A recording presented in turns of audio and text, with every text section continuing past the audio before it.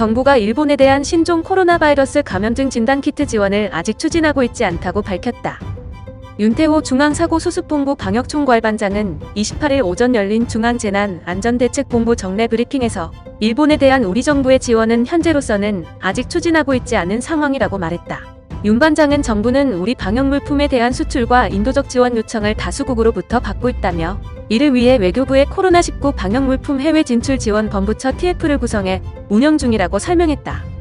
이어 국내 공급의 여력이라든지 지원 대상국의 상황을 종합적으로 고려해 지원한다는 기본 입장을 가지고 있다며 일본에 대한 지원은 현재로선 아직 추진하고 있지 않다고 덧붙였다.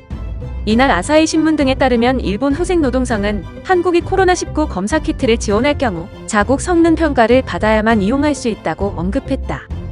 앞서 아사히 신문은 한국이 일본에 진단키트를 지원하는 방안을 검토하고 있다고 한국 정부 고위관리의 발언을 인용해 보도했으나 윤 반장의 설명대로라면 이 신문의 보도는 사실이 아닌 것으로 판단된다.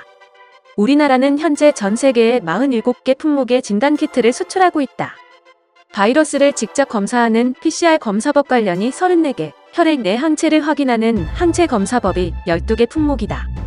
또 진단키트뿐만 아니라 코로나19 방역 대응 시스템, 이른바 K방역 체계도 함께 공유하고 있다. 윤 반장은 전반적인 내용은 외교부가 정리하고 있지만 저희는 검사나 역학조사, 격리치료, 생활치료센터 운영 등과 관련해 지침을 가지고 있다고 말했다.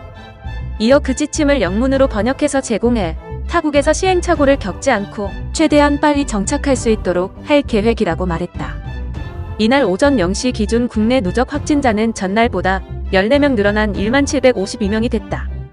지금까지 60만 명에 가까운 의심 환자가 검사를 받아 1.8%가 양성으로 확진됐다.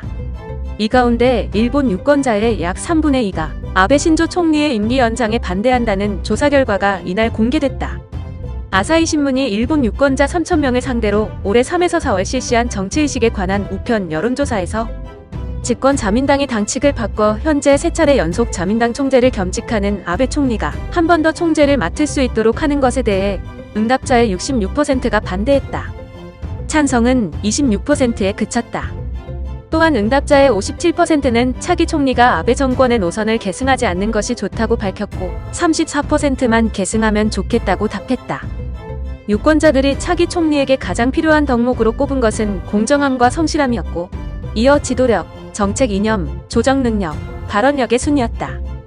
유권자들이 공정함과 성실함을 중시하는 것은 아베 총리가 이른바 사학비리 논란을 일으킨 것이나 일본 정부 행사인 벚꽃을 보는 모임을 사적으로 이용했다는 의혹과 관련 있다고 신문은 분석했다.